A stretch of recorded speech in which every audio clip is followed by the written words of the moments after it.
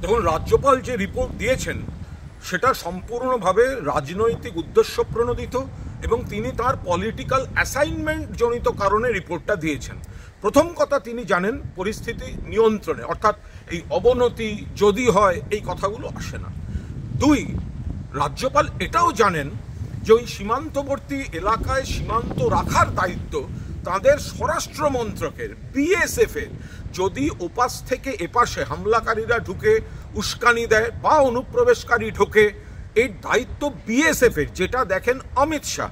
ফলে রাজ্যপালের সুপারিশে থাকা উচিত ছিল যে বিএসএফকে, যারা নিজেদের দায়িত্ব সীমান্ত রেখা থেকে 15 কিলোমিটারের বদলে 50 কিলোমিটার করে নিয়েছে, তাদের সঠিক দায়িত্ব পালন করতে হবে।